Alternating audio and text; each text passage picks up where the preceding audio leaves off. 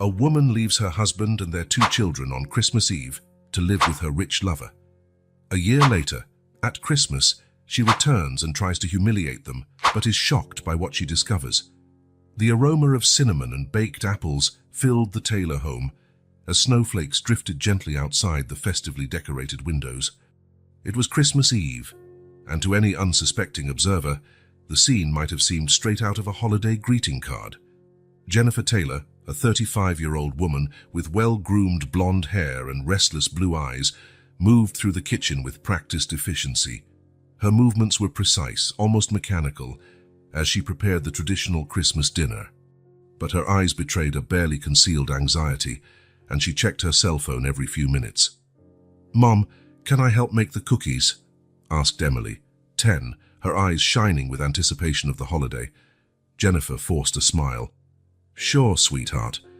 Why don't you grab Olivia and the 2 of you start cutting out the shapes?" Emily nodded enthusiastically and ran off to call her younger sister. Jennifer watched the girls for a moment, a lump forming in her throat. She quickly looked away, turning her attention back to the cell phone vibrating discreetly in her pocket. In the living room, Michael Taylor, 38, struggled with a string of Christmas lights that refused to cooperate. His face, usually cheerful, was tense, worry lines creasing his forehead. "Jen, have you seen the rest of the extensions?" he called out, his voice carrying a note of frustration that went beyond just the troublesome lights. "They're in the garage, Mike." "Where they always are," Jennifer replied, her tone sharper than she intended. Michael sighed, setting the lights aside for a moment.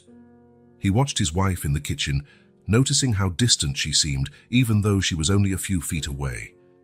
Something was wrong, he could feel it.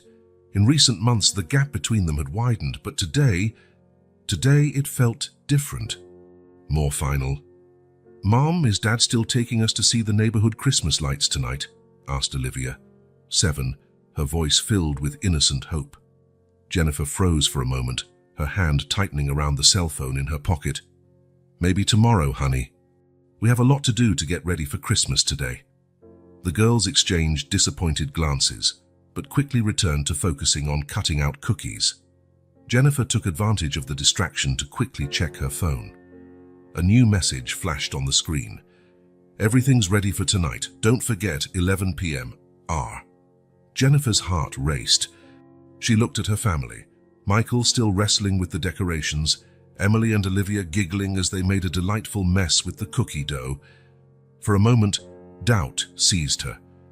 But then she remembered the fights, the monotony, the suffocating feeling of being trapped in a life that no longer satisfied her.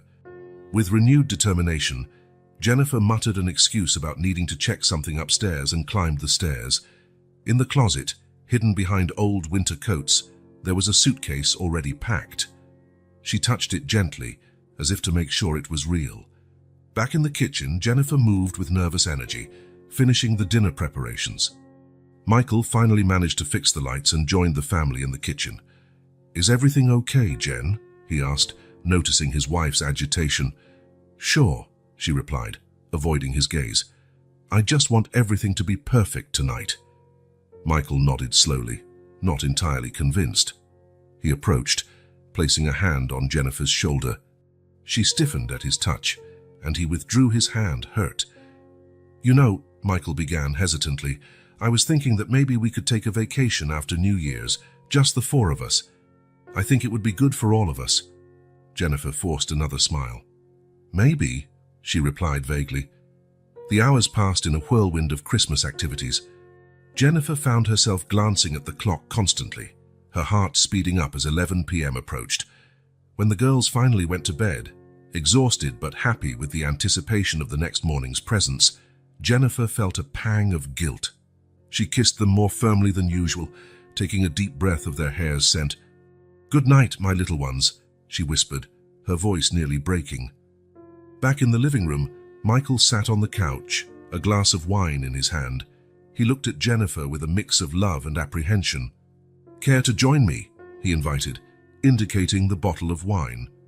Jennifer hesitated. I need to finish wrapping a few things for tomorrow," she lied. Michael nodded, disappointed. "Jen, you know you can talk to me about anything, right? If something's wrong, everything's fine, Mike, Jennifer interrupted, forcing a smile that didn't reach her eyes. I'm just tired. It's been a long day. She turned to head upstairs, but paused for a moment. Looking back, she saw Michael sitting alone, the Christmas tree lights reflecting on his thoughtful face.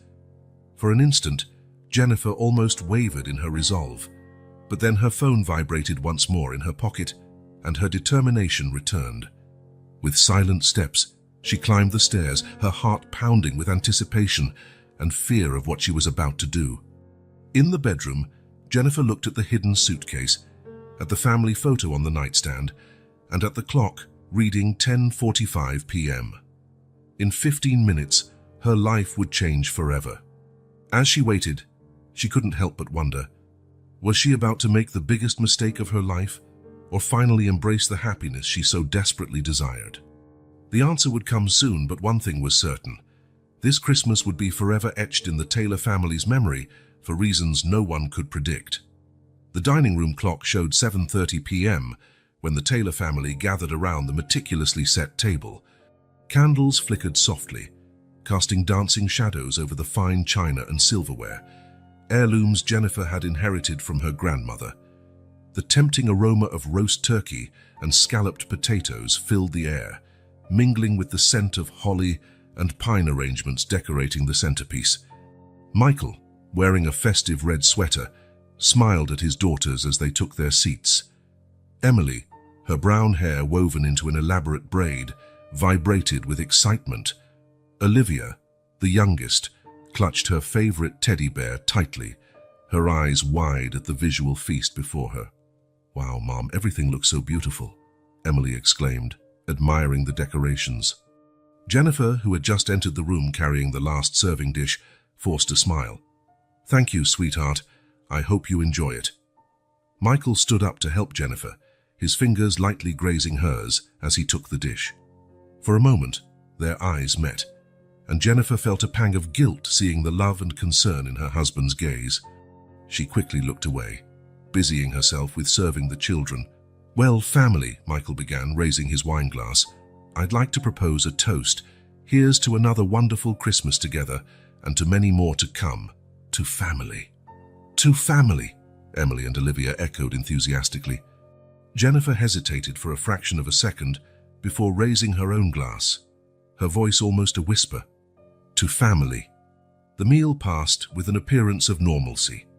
Michael told corny jokes that made the girls laugh, while Jennifer remained quiet, responding only when spoken to directly. Her hands trembled slightly as she sliced the meat, and she barely touched her food. "Jen, are you okay?" Michael asked softly, leaning toward her. "You seem distant." Jennifer forced another smile. "I'm fine. Just a bit tired. It's been a long day of preparations." Michael nodded, not entirely convinced, but turned his attention back to Olivia, who was excitedly talking about her part in next year's school Christmas play. As the meal wound down, the tension in the air became almost palpable. Jennifer kept checking the time, her heart racing with every passing minute. Finally, as the girls started arguing about which Christmas movie to watch before bed, Jennifer rose abruptly. "Family," she said, her voice quivering slightly. I have something to say." Silence fell over the table. Michael looked at her, a mix of confusion and apprehension on his face. Jennifer took a deep breath, her hands gripping the back of the chair so tightly her knuckles turned white. I'm leaving." For a moment, no one moved. It was as if time had frozen. "Leaving." Emily was the first to break the silence, her voice small and confused. "What do you mean, Mom?" "Where to?" Michael stood slowly, his face a mask of shock and disbelief. "Jen, what are you saying?" Jennifer closed her eyes for a moment, summoning courage. When she opened them again, there was a cold determination in her gaze. "I'm leaving you. I've met someone else, Richard. He makes me happy in a way I haven't felt in years. We're going to start a new life together." The sound of shattering glass echoed through the room as Michael dropped his wine glass. You're leaving us on Christmas Eve for another man." His voice was a mixture of anger and disbelief. Olivia began to cry, silent tears rolling down her chubby cheeks. Emily stood frozen, her face as pale as paper. "Mommy, please don't go," Olivia sobbed, reaching her little arms out to Jennifer. Jennifer's heart tightened, but she forced herself to remain firm. "I'm sorry, darlings. I can't stay. This isn't a life for me anymore." Michael rounded the table, his eyes burning with fury and pain. "How can you do this to us, to our daughters?" "Jen, for God's sake, it's Christmas." "It's exactly because it's Christmas that I have to leave now," Jennifer replied, her voice gaining strength. "I can't pretend anymore. I can't live this lie." Emily finally found her voice, crying out amidst tears, "Don't you love us anymore, Mum?" The question hit Jennifer like a punch to the gut. I love you, but sometimes love isn't enough." At that moment, the sound of a car horn came from outside. Jennifer looked at the clock. 11 p.m. on the dot. Richard was waiting. "I have to go," she said, moving toward the door. Michael grabbed her arm. "Jen, please. We can talk about this. We can fix whatever's wrong." "Don't do this." For a moment, Jennifer hesitated. She looked at her daughters, Emily now holding Olivia protectively, both crying, and at Michael, whose eyes silently pleaded with her. But then, the image of Richard waiting outside, the promise of a new life, passion, and freedom solidified her resolve. "I'm sorry," she whispered, pulling her arm free. "My decision is made." With quick steps, Jennifer retrieved her hidden suitcase from the hallway closet and opened the front door. A rush of cold air and snowflakes swept into the house, echoing the ice now settling in the Taylors' hearts. "Mommy? Mommy? Don't go!" Olivia's desperate cries echoed behind her. Jennifer paused for a moment on the porch, looking back one last time. The scene she saw would be etched in her memory forever. Michael standing in the doorway, his face a mask of pain and betrayal. Emily and Olivia clinging to each other, tears streaming freely down their faces. The softly glowing Christmas tree behind them, a cruel irony in the tragedy unfolding. With one final glance, Jennifer descended the porch steps and got into the waiting car. As the vehicle pulled away, carrying her far from everything she knew, she couldn't stop the tears that finally began to fall. Inside the house, the silence was deafening. The scent of Christmas dinner, once so inviting, now felt nauseating. Michael, still in shock, hugged his sobbing daughters, trying to process what had just happened. "Daddy," Emily sobbed, "why doesn't Mommy love us anymore?" Michael swallowed hard, fighting back his own tears. She loves us, sweetheart. She's confused right now." But as he tried to comfort his daughters, Michael knew that nothing would ever be the same. Christmas, which should have been a time of joy and family togetherness, had become the night that changed everything. The Taylor family, once happy and united, was now broken, left to pick up the pieces of their shattered hearts on the eve of what should have been the happiest day of the year. The January sun barely managed to penetrate the heavy curtains of the Taylors' living room. Michael, sitting on the couch with bloodshot eyes and an unshaven face, stared into nothingness, a half-empty whiskey bottle on the coffee table in front of him. The silence in the house was oppressive, broken only by the occasional ticking of the clock on the wall, a Christmas gift from Jennifer that now seemed to mock him with every second. "Dad," Emily's hesitant voice echoed from the hallway. "We're going to be late for school." Michael blinked, coming out of his stupor. He looked at the clock and cursed under his breath. 8:15. Classes started at 8:30. "I'm coming, sweetheart," he replied, his voice hoarse. He stood up, unsteady, fighting against the pounding headache in his temples. In the kitchen, Emily, now 10 years old, tried to make toast for herself and her younger sister. Olivia, Duck 7, sat silently at the table, her eyes red and swollen from crying through the night. "I'm sorry, girls," Michael mumbled, grabbing the car keys. "We'll have to eat on the way." The drive to school was tense and silent. Michael struggled to focus on the road, the effects of the alcohol still clouding his senses. Emily stared out the window, lost in thought, while Olivia clutched her teddy bear as if her life depended on it. Arriving at school, Michael noticed the pitying and judgmental glances of other parents. The gossip about Jennifer's departure had spread quickly through the small community. "Have a good day, girls," he said, forcing a smile. "Dad will pick you up later." Emily nodded mechanically, taking Olivia's hand and leading her inside. Michael watched them until they disappeared into the building, feeling a mixture of guilt and despair. Inside the school, things were no easier for the Taylor girls. Emily, once popular and outgoing, now isolated herself during recess, avoiding curious and sometimes cruel questions from classmates. "Hey, Emily," called Sarah, one of the girls in her class. "Is it true your mum ran off with the pizza delivery guy?" Emily felt tears forming but swallowed them hard. "Shut up, Sarah," she muttered, walking away quickly. For Olivia, the situation was even worse. Too young to fully understand what was happening, she alternated between sobbing fits and long periods of silence. Her teacher, Mrs. Anderson, watched her with growing concern. "Olivia, sweetheart," the teacher said gently during recess, "would you like to draw something to feel better?" Olivia took the offered pencil and began scribbling furiously.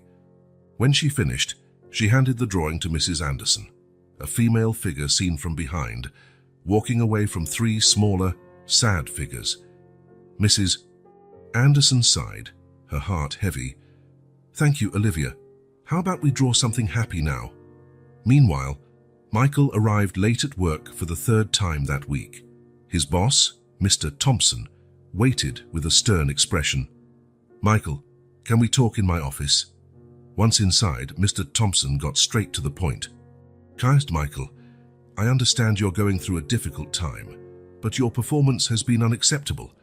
Late reports, missed meetings, and now I can smell alcohol on you." Michael lowered his head, shame burning in his chest. "I'm sorry, sir. I'm trying." Mr. Thompson sighed. "Look, you've been an exemplary employee for years. I don't want to take drastic measures, but if this continues—" "It won't," Michael promised quickly. "I'll do better." But even as he made the promise, Michael knew it would be hard to keep. The job he once loved now felt insignificant compared to the void Jennifer had left behind. The hours dragged on. Michael tried to focus on the numbers on his screen, but his mind kept drifting back home, to the empty drawers, the blank spaces on the walls where family photos once hung, and the cold side of the bed Jennifer had left behind. At 3 p.m., his phone rang. It was the school.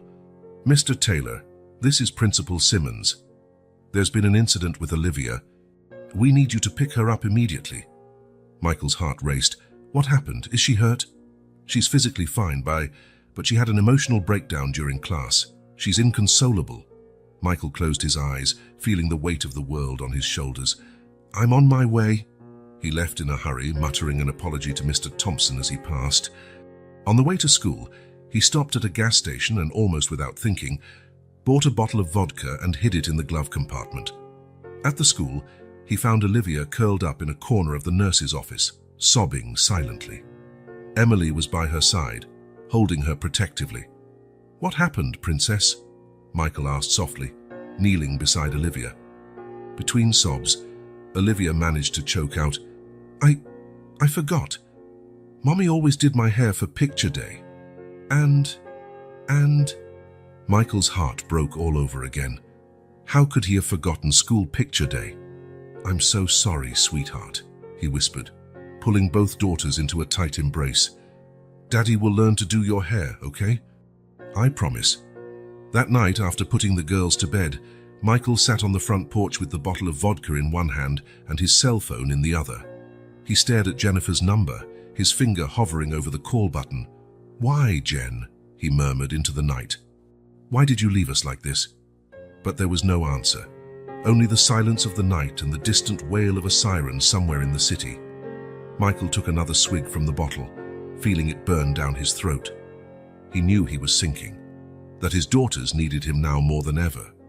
But the pain of betrayal and the crushing loneliness were too heavy to bear sober. As the hours passed and the bottle emptied, Michael silently promised the stars he would do better tomorrow. He would be the father his daughters deserved. But for now, just for this night, he allowed himself to sink into the shadows Jennifer had left behind. Upstairs, Emily held Olivia, both pretending to sleep. They could hear their father's muffled sobs drifting from the porch. In silence, they too made a promise. They would be strong for him, just as he tried to be strong for them. And so, the Taylor family, or what remained of it, faced their darkest days, each fighting in their own way against the storm Jennifer had unleashed when she left on that fateful Christmas Eve. Mr. Thompson's office was quiet, except for the soft hum of the air conditioner. Michael sat stiffly in the chair opposite his boss's desk, his hands trembling slightly, a combination of hangover and nerves. "Michael," Mr. Thompson began gravely, "we've talked about this. I've given you several chances, more than I'd give any other employee." Michael swallowed hard, knowing what would come next. "Your work has been inconsistent. You've arrived late constantly, and yesterday—" Mr. Thompson paused, disappointment evident in his voice. "Yesterday you showed up visibly intoxicated at a meeting with our biggest client." I'm sorry," Michael stammered, shame burning his face. "It won't happen again, I promise." Mr. Thompson sighed heavily. "Michael, you were an excellent employee for years, but I can't ignore this anymore. I'm sorry, but we're letting you go, effective immediately." The words hit Michael like a punch to the gut. He knew he deserved it, knew he had messed up, but the reality of the situation was crushing. "Please," he pleaded, desperation coloring his voice. "My daughters, they need me. I need this job." "I'm sorry, Michael. The decision has been made. HR will provide the details of your severance." Michael left the office in a daze, carrying a box of his belongings. Colleagues cast pitying looks as he walked to the elevator. In the parking lot, he sat in his car, gripping the steering wheel until his knuckles turned white. "What am I going to do now?" he murmured to himself, tears threatening to fall. In the following weeks, Michael's financial reality became painfully clear. Without income and with limited savings, he could no longer afford the mortgage. "Girls," he said one night, gathering Emily and Olivia in the living room, "we need to talk about something important." Emily, now more mature beyond her years, looked at her father with concern. Olivia hugged her teddy bear tighter, her eyes wide and anxious. We're going to have to move," Michael explained, struggling to keep his voice steady, "to a smaller place, just for a while, until things get better." Emily nodded silently, but Olivia began to cry. "What about my room and my toys?" Michael pulled Olivia into a hug. "We'll take what we can, Princess, and we'll make the new place a home, I promise." The apartment they moved to was small and in a less desirable neighborhood. Emily and Olivia now shared a room, their belongings piled into a cramped space. Michael slept on the living room sofa, which also served as his workspace, while he desperately searched for a new job. Emily, sensing her father's struggle, took on more responsibilities at home. She woke up early to prepare breakfast for Olivia, helped with homework, and even tried cooking simple meals. One evening, Michael found Emily in the kitchen, standing on a stool, trying to wash the dishes. "Emily, sweetheart, you don't have to do that," he said, feeling a mixture of pride and guilt. Emily turned, tears in her eyes. "I want to help, Dad. You look so tired all the time." Michael hugged his oldest daughter, feeling the weight of the world on his shoulders. "You already help so much, my love. More than you should." While Emily tried to keep the family functioning, Olivia withdrew more and more. At school, she rarely spoke, spending recess alone in a corner of the playground. At home, she took refuge in her fantasy world, speaking only to her teddy bear. Concerned, Olivia's teacher scheduled a meeting with Michael. "Mr. Taylor," she began gently, "I'm worried about Olivia. She doesn't interact with other children, and her school performance is dropping." Michael rubbed his face, exhausted. "I know.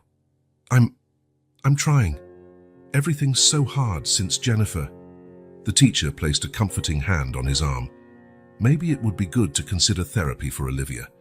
And for you too, Mr. Taylor." Michael nodded. Though he knew he couldn't afford therapy at the moment, nights were the worst. After the girls went to sleep, Michael was alone with his thoughts and the constant temptation of the whiskey bottle hidden in the kitchen cabinet. He fought the urge to drink, knowing he had to be strong for his daughters, but the depression consumed him. One particularly rough night, after another day of job rejections, Michael found himself sitting on the bathroom floor, the whiskey bottle half empty beside him. He looked at the mirror, barely recognizing the man reflected. Sunken eyes, unshaven face, the weight of defeat on his shoulders. "Jen," he whispered at his reflection, "why did you leave us like this? How could you?" A sob escaped his lips, and suddenly he was crying uncontrollably, years of pain and frustration finally overflowing. That's how Emily found him, hours later. She had woken up to get a drink of water and heard muffled sobs coming from the bathroom. "Dad," she called softly, opening the door. Michael looked up, ashamed for his daughter to see him like this. "Emily, But before he could finish, Emily was beside him, her small arms wrapping him in a tight hug. "It's okay, Dad," she whispered. "We're going to be all right, I promise." In that moment, with his 10-year-old daughter comforting him, Michael realized how far he had fallen, but he also realized that for the sake of his daughters, he had to rise again. He had to find a way to overcome this. "You're right, sweetheart," he said, hugging Emily back. "We're going to be fine. Dad promises." And there, on the cold bathroom floor of a tiny apartment, a spark of hope ignited. The Taylor family had hit rock bottom, but maybe, just maybe, they could start climbing up again. The morning sun filtered through the leaves in the city's Central Park, casting dancing patterns on the ground. Michael Taylor walked slowly along the gravel paths, his heavy footsteps echoing the weight in his heart. In his hands, he held a stack of resumes printed on cheap paper, his last hope of finding a job. He had spent the last few weeks scouring the city, knocking on company doors, handing out resumes to stores and restaurants. So far, nothing. The constant rejections were eroding his self-esteem, and the worry about unpaid bills kept him up at night. Michael sat on a worn wooden bench, watching the people around him. Happy families having picnics, couples holding hands, children laughing and playing. The scene reminded him of happier times, when he, Jennifer, and the girls spent Sundays in this same park. Lost in thought, Michael barely noticed when a man sat next to him. It was only when the stranger spoke that he snapped out of his daydream. "Rough day, huh?" The voice was deep and friendly. Michael turned, surprised. Beside him sat a middle-aged man wearing a nice suit, yet with a relaxed air that didn't match his polished appearance. His eyes shone with curiosity and amusement. Yeah," Michael replied, a bit off balance. "You could say that." The man nodded toward the resumes in Michael's hands. "Looking for a job?" Michael sighed, nodding. "Without much luck, unfortunately." "I see," the man said, extending his hand. "I'm William, by the way, William Harrison." "Michael Taylor," he replied, shaking the offered hand. A comfortable silence settled as they watched a family of ducks swimming in the nearby pond. "You know, Michael," William began, his voice casual, "I believe there are no coincidences in life. Meetings like this often have a purpose." Michael looked at him, intrigued. "What do you mean?" William smiled, a mischievous gleam in his eye. "Well, as it happens, I'm looking for someone for a special project.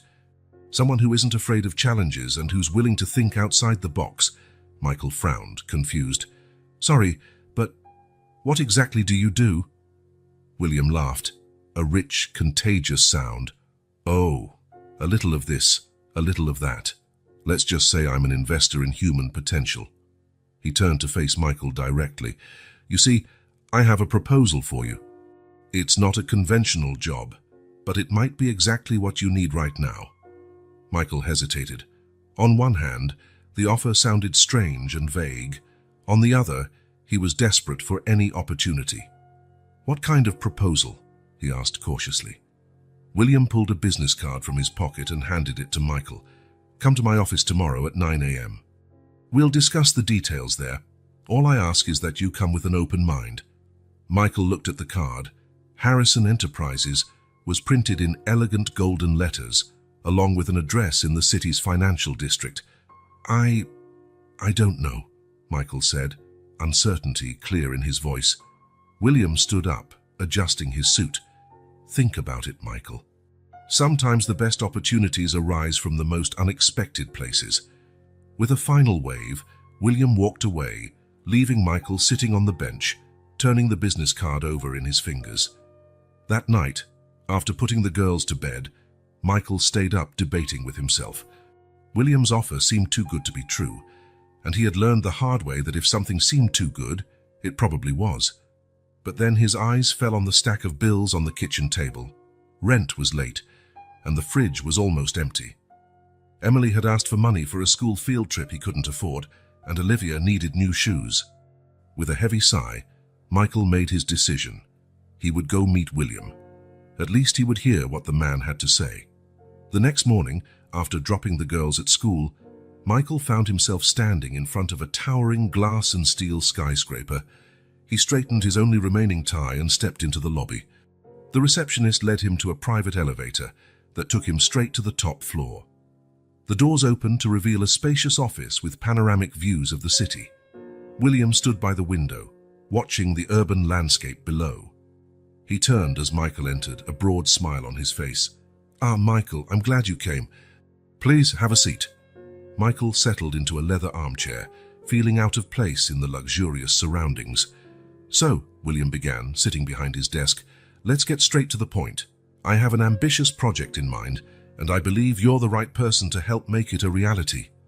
He slid a folder across the desk. Michael opened it hesitantly, his eyes widening at the project's details. This is amazing," he murmured, flipping through the pages. "And potentially very profitable," William added with a grin. "So, what do you say? Willing to jump into this adventure?" Michael thought of his daughters, their needs and their dreams.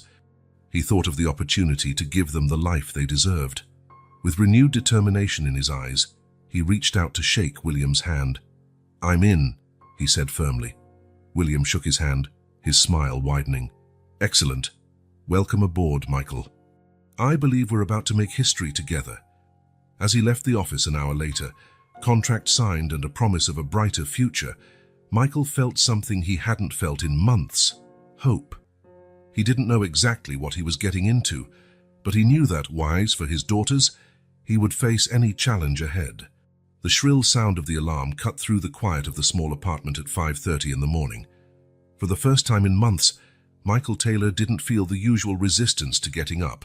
With a new purpose driving him, he rose from the sofa bed, determined to make real changes in his life.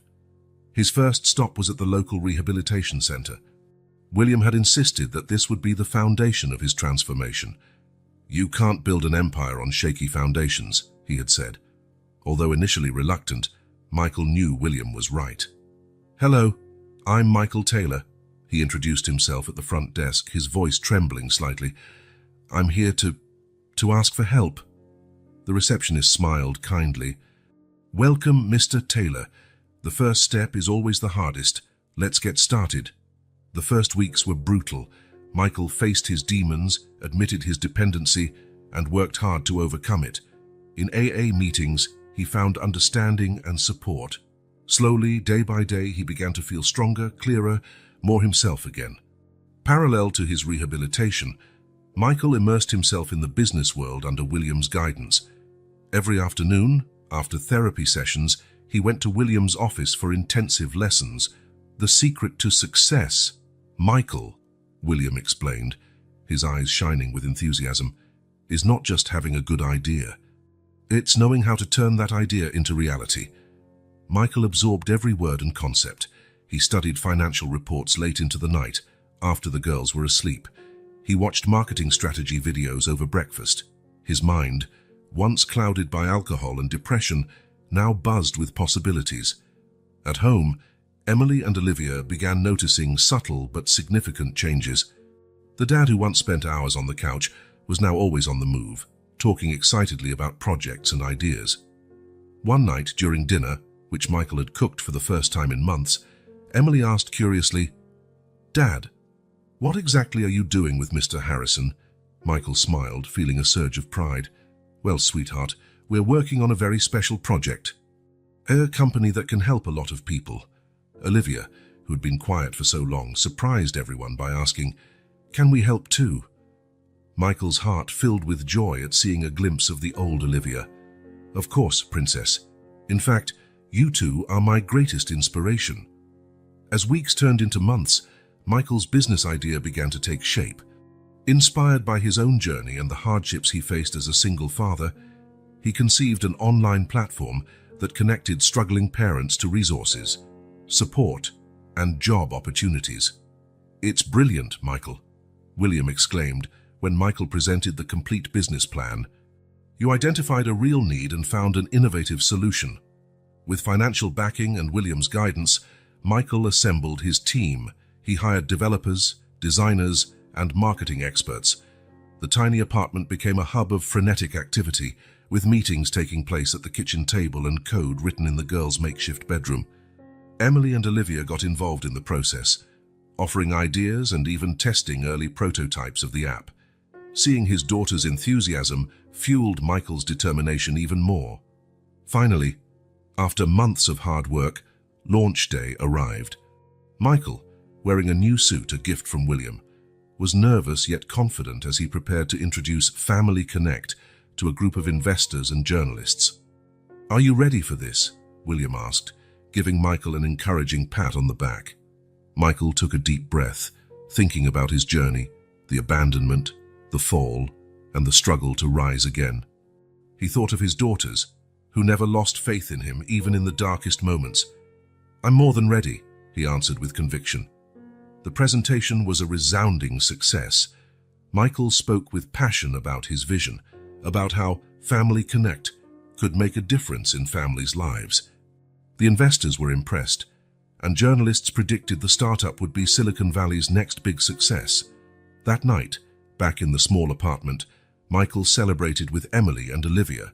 They ate pizza, a luxury they hadn't afforded in months, and laughed together, the atmosphere light and hopeful. "Dad," Emily said, her eyes shining with admiration, "we're so proud of you." Olivia, smiling more than Michael had seen her smile in a long time, added, "You're the best dad in the world." Michael pulled his daughters into a tight hug, tears of happiness in his eyes. "And you're the best daughters a father could ask for. All of this, every part of it, is for you." Later, after the girls were asleep, Michael stood on the balcony of the apartment, looking at the city lights. He thought of Jennifer, of how she had left them, believing she'd find happiness elsewhere. Part of him wanted to call her, to show her that they were better off without her. But then he realized he didn't need to prove anything to anyone. The real victory wasn't in business success or others' approval. It was here, in this little apartment, in the love of his daughters, and in the man he had become. Michael smiled to himself. The transformation was complete.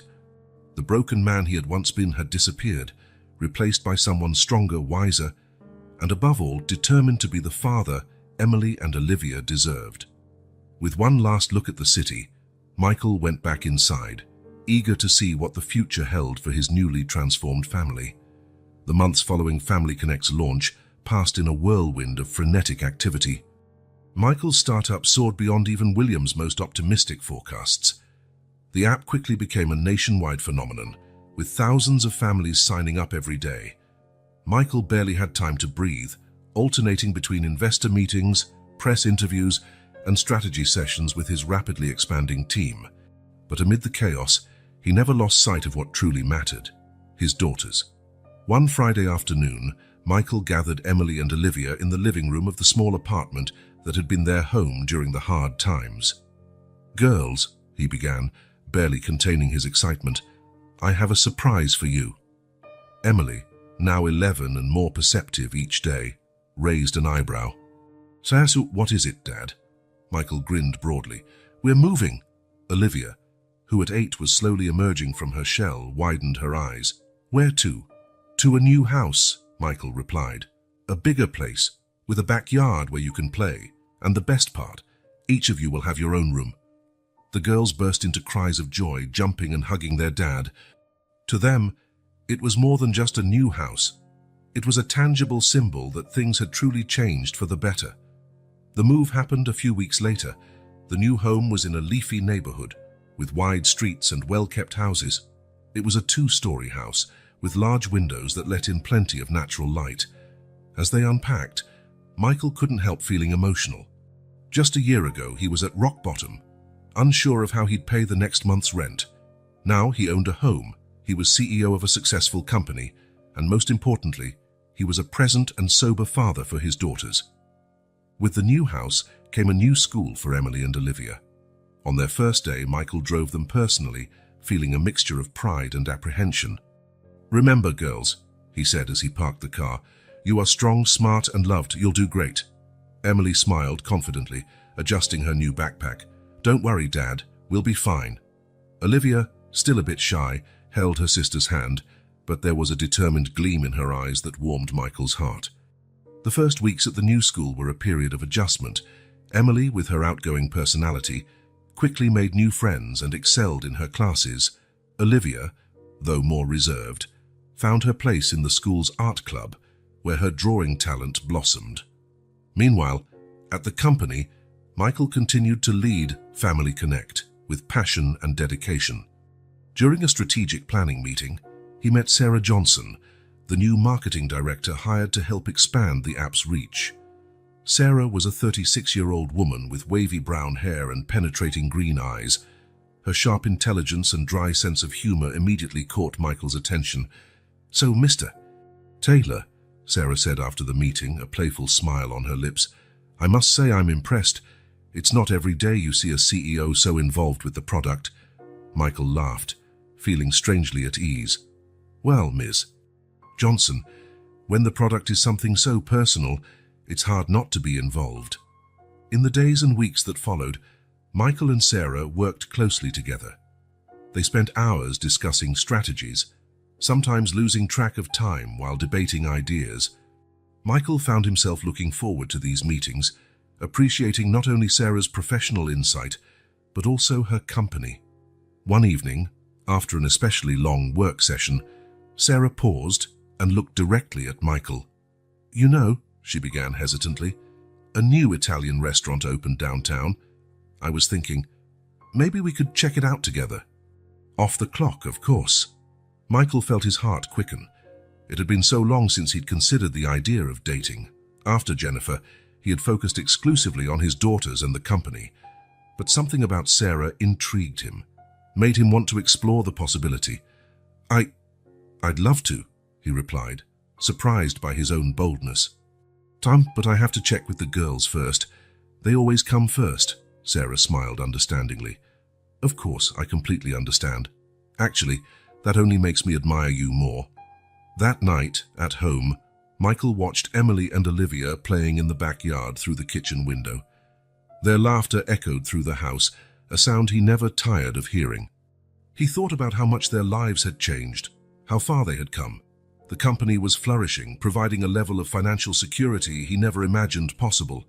They had a warm home, the girls were adjusting well to their new school, and now there was a new possibility with Sarah. Michael smiled to himself. Ascension wasn't just about professional success or material comfort. It was about rebuilding a life, healing old wounds, and opening his heart to new possibilities. And as he watched his daughters play carefree, Michael knew that no matter what the future held, they would face it together, as the strong, united family they had become. The aroma of freshly brewed coffee filled the kitchen as Michael prepared breakfast. It was a Saturday morning, and the autumn sun streamed through the windows, bathing the house in a warm golden light. Emily and Olivia were still asleep, enjoying the chance to sleep in on the weekend. Michael heard soft footsteps behind him and turned to see Sarah entering the kitchen, wearing one of his oversized shirts and her hair slightly tousled. "Good morning," she murmured, accepting the cup of coffee he offered with a sleepy smile. "Good morning," Michael replied, leaning in for a gentle kiss. "Did you sleep well?" Sarah nodded, taking a sip of coffee. "So better than I have in a long time." In the months that followed that first dinner, the relationship between Michael and Sarah had blossomed. After their first date at the Italian restaurant, they discovered a connection that went far beyond work. Sarah not only understood Michael's dedication to his daughters, she admired it. In turn, Michael found in Sarah a partner who challenged him intellectually and supported him emotionally. As their relationship deepened, Michael knew he had to be careful about introducing Sarah into Emily and Olivia's lives. He remembered vividly the pain Jennifer had caused and was determined to protect his daughters from any new trauma. The first time Sarah had dinner with the family was a tense but memorable evening. Emily, always the extrovert, bombarded Sarah with questions about her job and hobbies. Olivia, on the other hand, observed silently, her eyes studying every interaction. Over the following weeks, Sarah became an increasingly frequent presence in the house. She helped Emily with school projects and spent hours drawing with Olivia. Slowly, the girls began to open up, accepting Sarah not as a replacement for their mother, but as a new and welcome addition to their small family. One night, after Sarah had gone home, Olivia surprised Michael by saying quietly, "I like Sarah, Dad. She makes you smile." Michael's heart swelled with emotion. "I like her too, sweetheart. Very much." While Michael and Sarah's relationship flourished, Family Connect continued its meteoric rise. The app had expanded into new markets, offering not only emotional support and resources for families in crisis, but also job opportunities and professional training. One sunny spring morning, Michael gathered his team for an important announcement. "Everyone," he began, a broad smile on his face, "I just received confirmation. Family Connect is now officially the #1 family support app in the country." The room erupted in applause and cheers. Sarah, standing beside Michael, squeezed his hand, her eyes shining with pride. The company's success brought new challenges and opportunities. Michael found himself traveling more frequently, attending conferences and meetings with investors. Although these trips were necessary, he missed his daughters and Sarah intensely. It was during one of these trips that Michael had an epiphany. Sitting alone in his hotel room, gazing out at an unfamiliar city, he realized he no longer wanted to miss precious moments away from his family.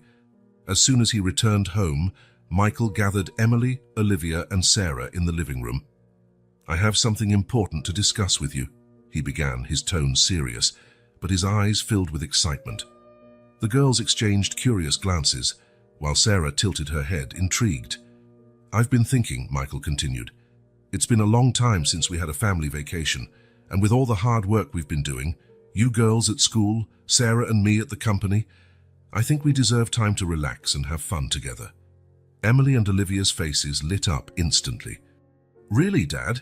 Emily exclaimed. "Where are we going?" Michael smiled. "Well, that's the best part. I want us all to decide together. How about each of us suggests a place and then we vote?" The next few hours were filled with lively discussions and internet searches. Olivia wanted to go to Disney World, Emily dreamed of Hawaiian beaches, and Sarah suggested a cultural trip through London for a touch of history. Michael watched, his heart overflowing with happiness. Seeing his daughters and Sarah interacting so naturally, planning something together as a family, was more than he could have hoped for just a year ago. Finally, after much deliberation and some fun negotiations, they reached a consensus, a 2-week trip, starting with a few days at Disney World for Olivia, followed by a week in Hawaii's beaches for Emily, and ending with a few days in London to satisfy Sarah's cultural craving. As they finalized the trip details, Michael couldn't help reflecting on how far they had come. Out of the darkness of abandonment and despair, they had emerged stronger, more united. The company born of his pain now helped thousands of families, and he had found a new love who respected and nurtured the bonds with his daughters. That night, after the girls were in bed, Michael and Sarah sat on the back porch, enjoying the gentle evening breeze.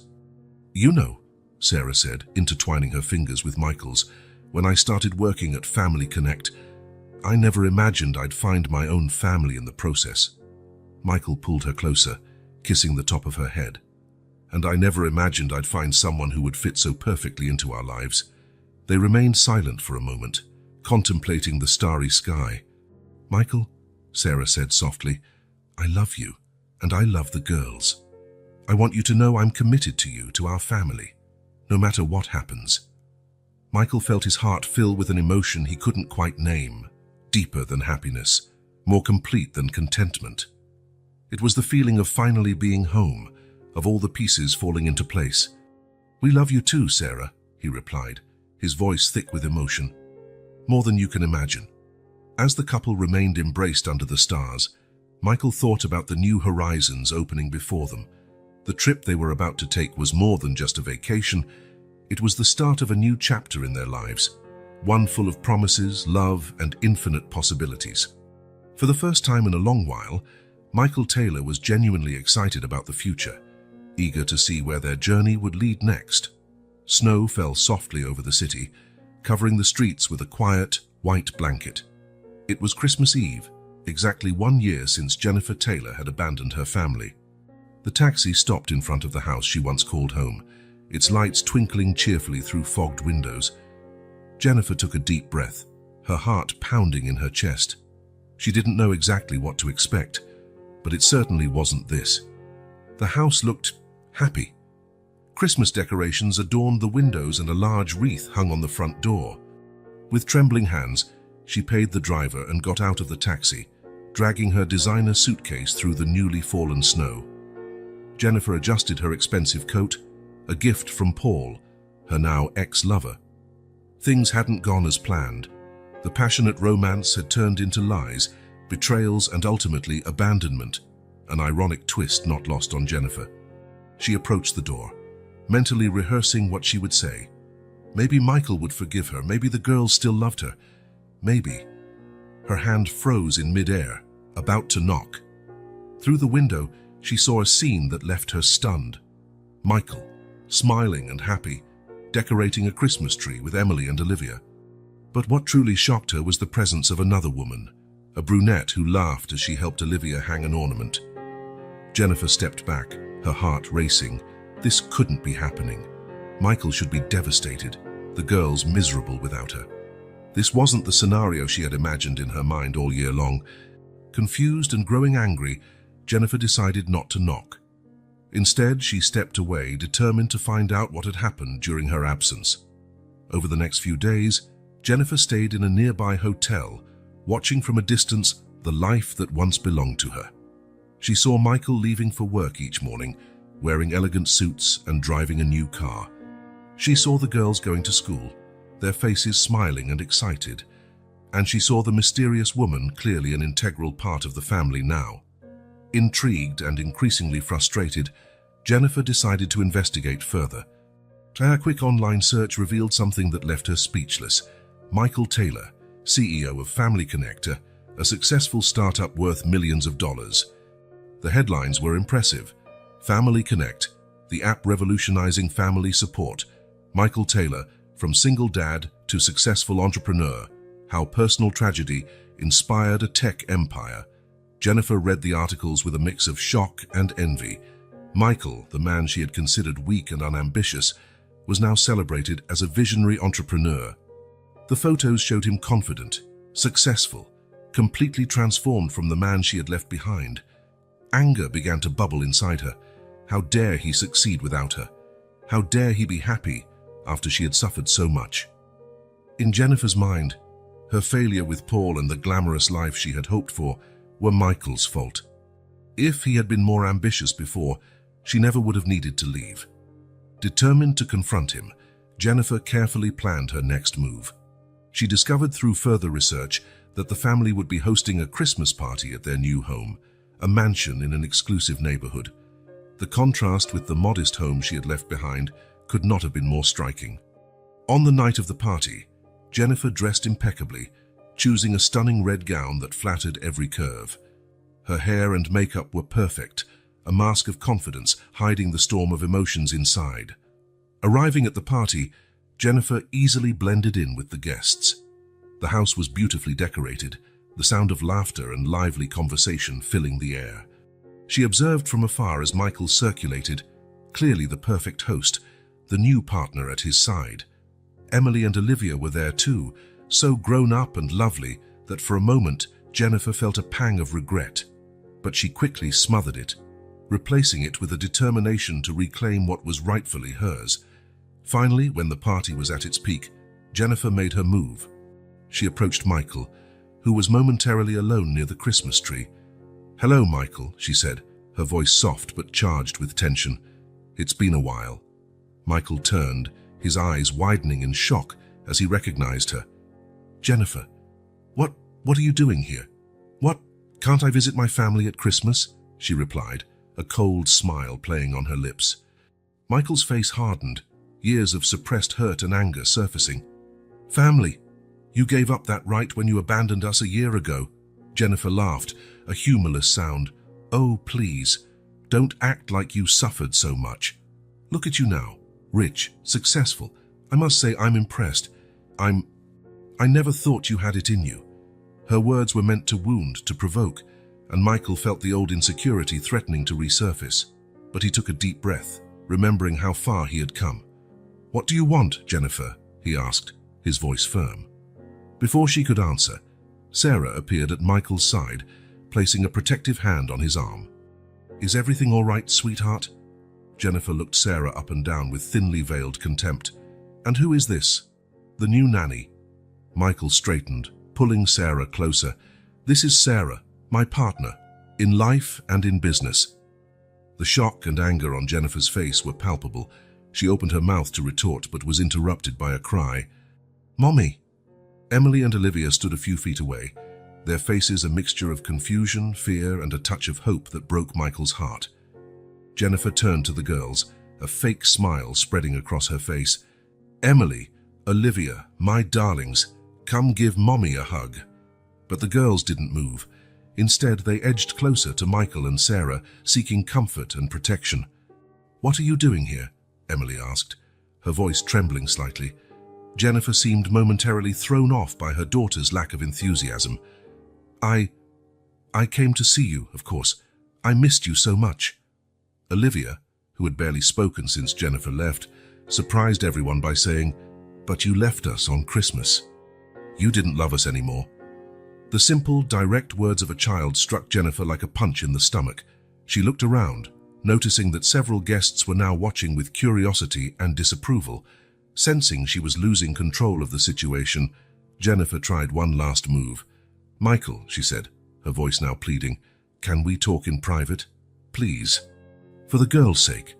Michael looked at Sarah, who nodded slightly, and then at his daughters. "It's okay, girls. Why don't you and Sarah go check if all the guests have what they need?" As Sarah gently guided the girls away, Michael led Jennifer to his office and closed the door behind them. "Say what you came to say, Jennifer," he said, his voice tired. Jennifer hesitated, all her previous bravado gone. For the first time, she really looked at Michael, not the man she had left, but the man he had become.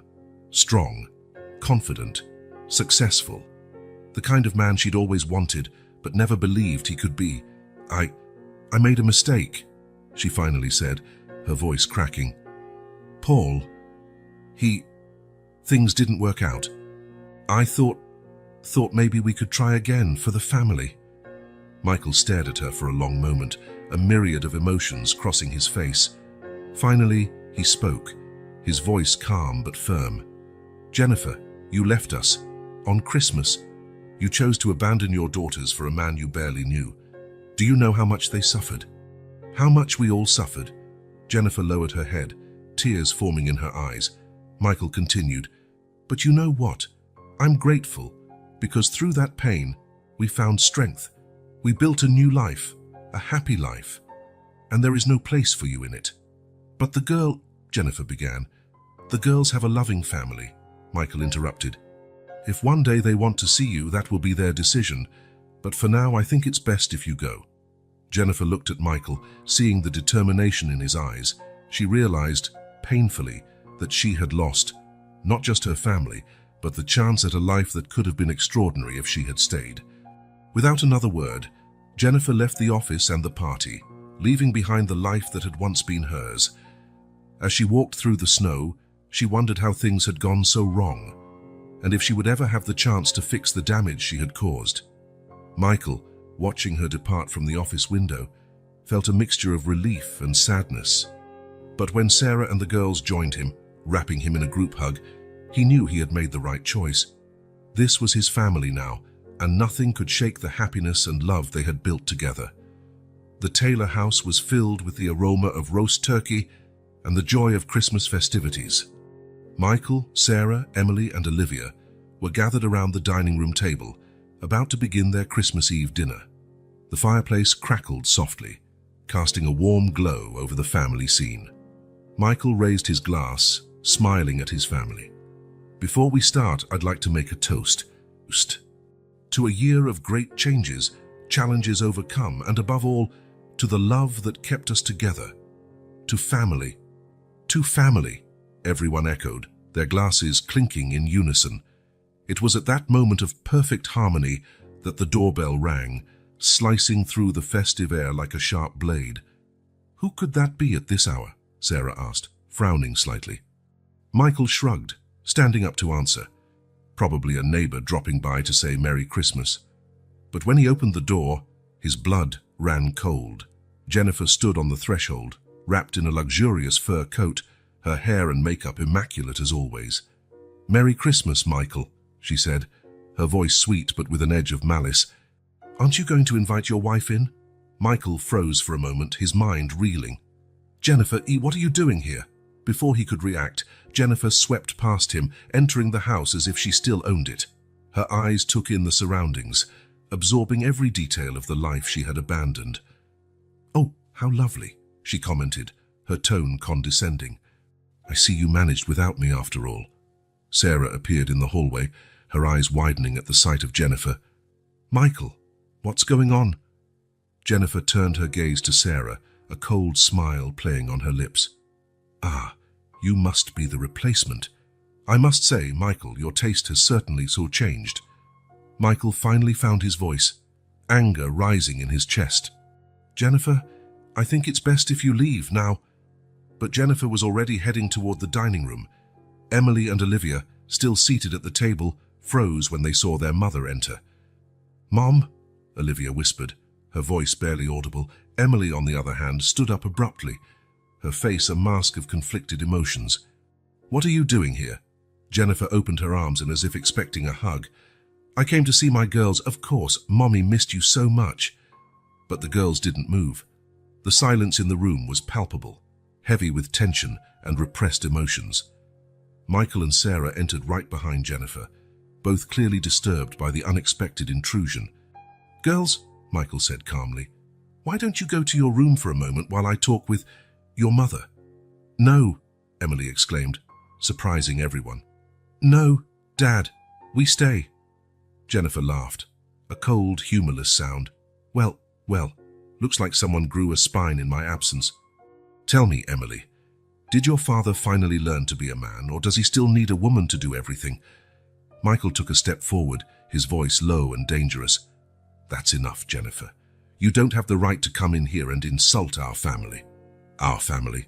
Jennifer mocked. "This is not a family. It's a farce you set up to feel better about not being able to keep me." Sarah, who had remained silent until now, finally spoke up. "Mrs. Taylor, with all due respect, I think you should leave. You're ruining the girls' Christmas." Jennifer turned to Sarah, her eyes flashing. "And who are you to tell me what to do? You're just a cheap substitute, honey.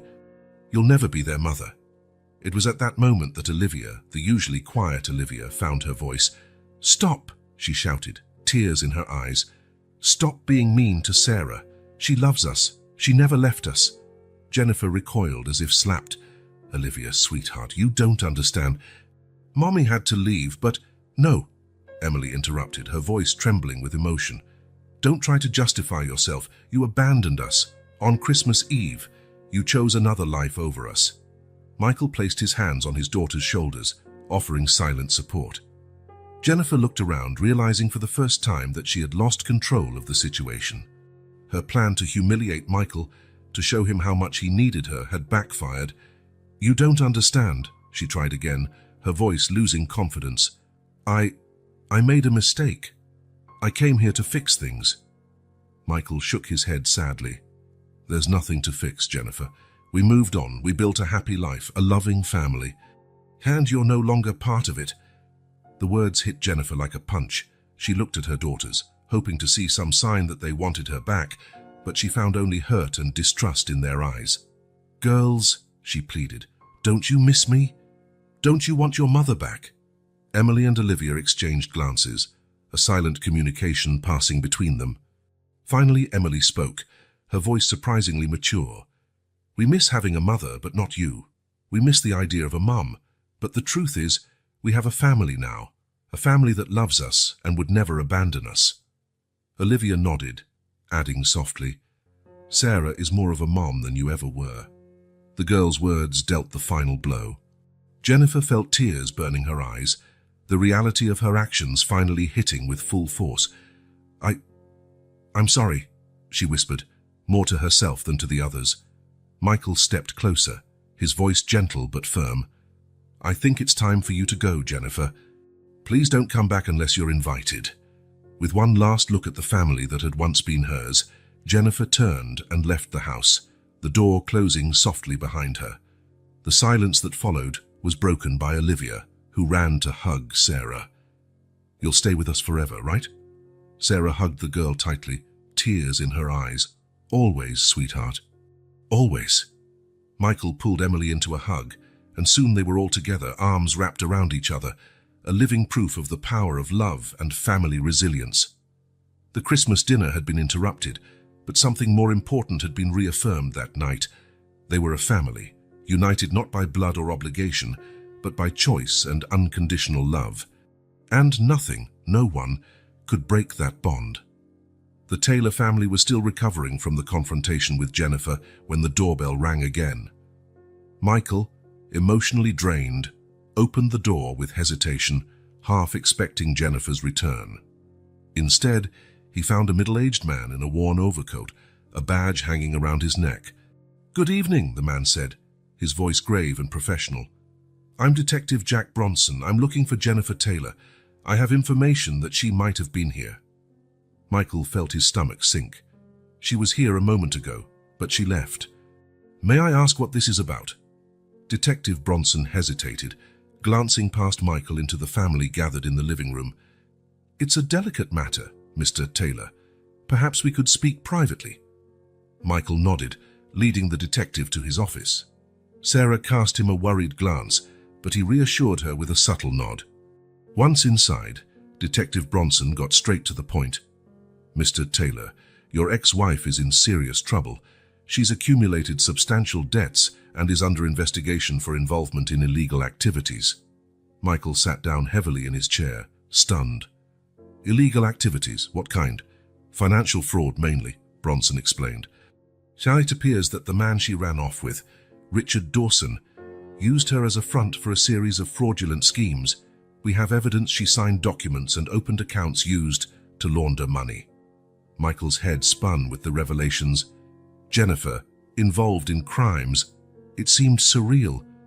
How much does she owe?" Michael asked, dreading the answer. Detective Bronson sighed. "We're talking millions, Mr. Taylor, and that's just what we've traced so far." Michael closed his eyes, feeling the weight of the revelations. What happens now? "There are warrants out for Jennifer in several states," Bronson informed. "We're trying to locate her before she attempts to leave the country. Any information you can provide about her whereabouts would be extremely helpful." Michael hesitated. Despite everything Jennifer had done, the idea of turning her in made him uncomfortable. I don't know where she's staying. She showed up here without warning." The detective nodded, handing Michael a card. "If you hear anything, please contact me. And Mr. Taylor, prepare yourself. This story will likely become public soon." After the detective left, Michael remained in his office for a few moments, trying to process it all. When he finally returned to the living room, he found Sarah and the girls waiting anxiously. "Dad?" Emily asked, her voice tense. "What's going on?" Michael looked at Sarah, who nodded encouragingly. He knew he needed to be honest with his daughters. "Girls," he began, sitting down with them, "that man was a detective. He was looking for your mother." Olivia gripped Sarah's hand, her eyes wide. "Did Mom do something wrong?" Michael took a deep breath. "It seems so, sweetheart. The man she ran off with, Richard, he got her involved in some bad business. She's in a lot of trouble now." Emily, always the perceptive one, frowned. "What kind of trouble?" "Debts," Michael explained softly, "and some illegal activities. The police are looking for her." Silence followed, each family member absorbing the information in their own way. Sarah was the first to speak. "What can we do?" Michael shook his head, uncertain. "I don't know. Part of me wants to help her for the girls' sakes, but another part knows she made her own choices, Sarah finished gently. Emily stood up abruptly, her voice trembling with emotion. Why should we help her? She left us. She tried to ruin our Christmas. She was horrible to you, Dad, and to Sarah. Olivia, on the other hand, looked conflicted. But she's still our mum, she murmured. Michael pulled both girls into a hug. I know this is hard and confusing. We don't have to decide anything right now. Let's sleep on it and talk more in the morning, okay? The girls nodded reluctantly, and Sarah took them to bed, giving Michael a supportive look over her shoulder. Alone in the living room, Michael found himself torn. Jennifer had hurt his family deeply, but the thought of her facing prison and financial ruin disturbed him. He thought about the app he had created, about the mission to help families in crisis. Wasn't Jennifer, despite everything, still part of his family? Hours later, when the house was quiet and snow fell softly outside, Michael was still awake, weighing his options. The detective's card felt heavy in his pocket. He took it out, staring at the number. With a deep sigh, he picked up his cell phone, knowing the decision he was about to make would change their lives once again. What Michael didn't know was that, a few miles away, Jennifer was making her own crucial choice, one that would set into motion a chain of events no one could predict. Dawn brought a cold clarity to the Taylors' home, the snow from the previous night glistening under the first rays of sunlight.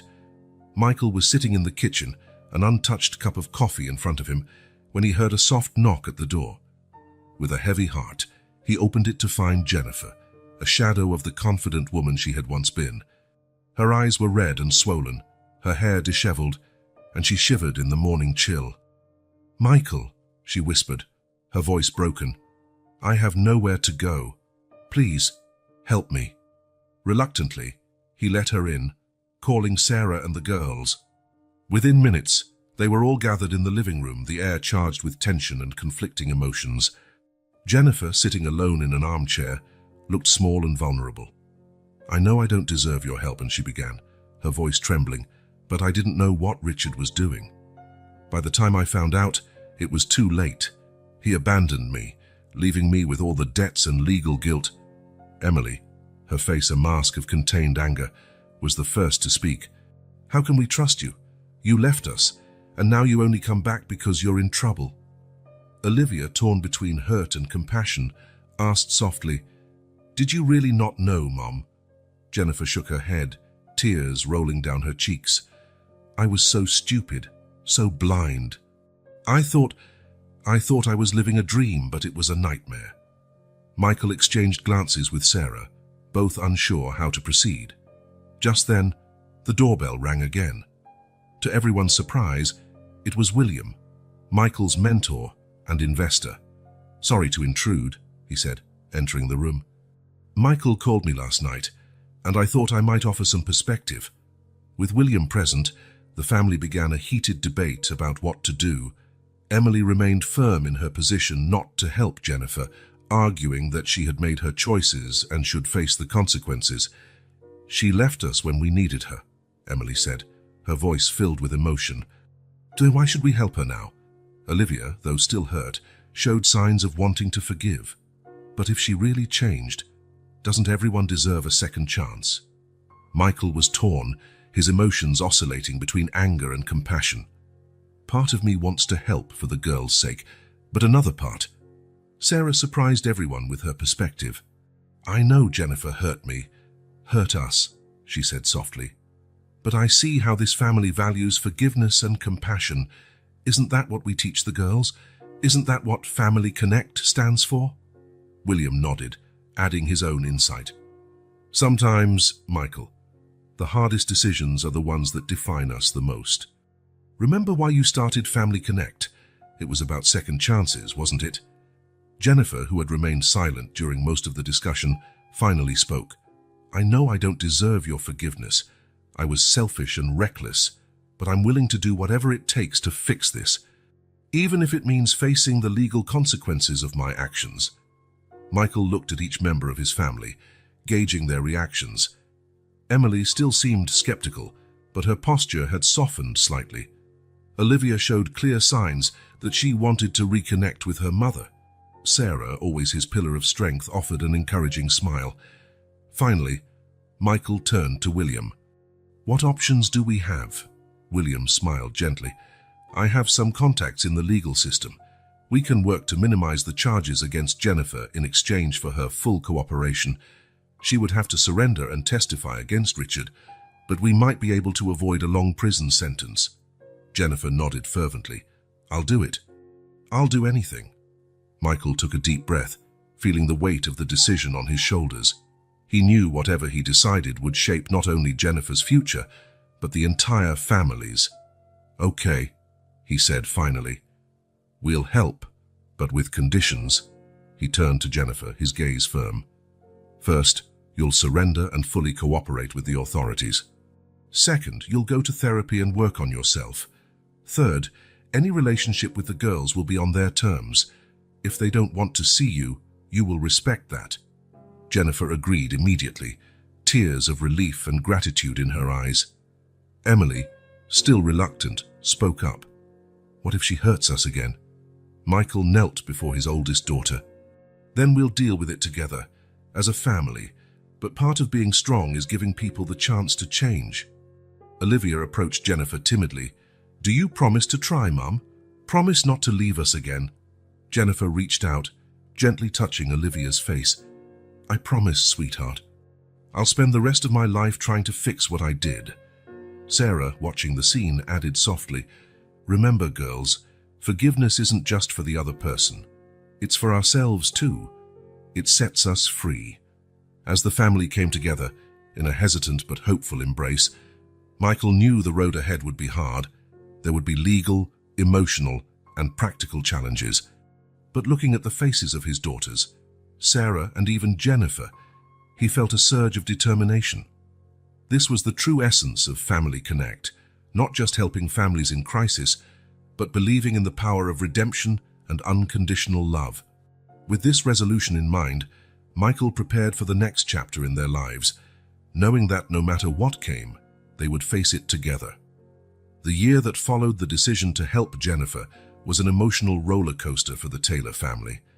The initial weeks were the hardest, with Jennifer turning herself into the authorities and the start of legal proceedings.